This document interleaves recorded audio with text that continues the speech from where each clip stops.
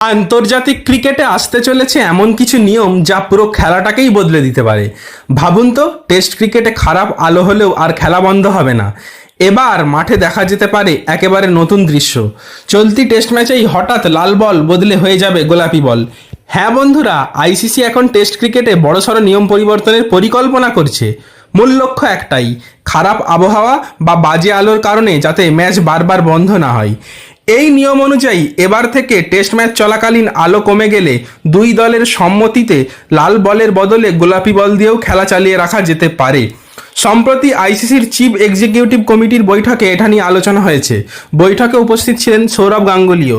আপাতত এটি আলোচনার স্তরেই আছে এবং সবকিছু ঠিকঠাক থাকলে নতুন নিয়ম আগামী 1 অক্টোবর 2026 থেকে কার্যকর হবে বলে মনে করা হচ্ছে।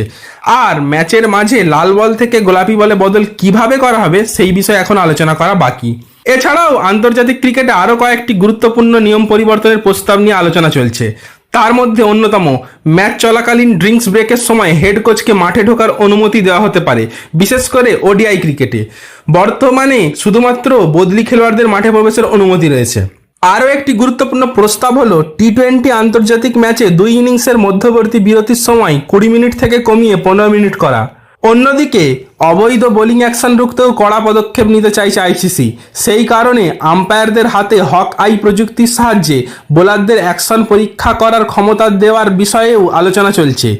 যদিও প্রযুক্তি ব্যবহার করে কিভাবে বৈধ ও অবৈধ অ্যাকশন আলাদা করা হবে সেই বিষয়ে এখনও চূড়ান্ত সিদ্ধান্ত নেওয়া হয়নি। তো বন্ধুরা, আইসিসির এই নতুন নিয়মগুলো নিয়ে আপনাদের কি মত? টেস্ট ক্রিকেটে লাল বল বদলে গোলাপি বল আনার সিদ্ধান্তটা কি সঠিক হবে? কমেন্ট বক্সে অবশ্যই জানান।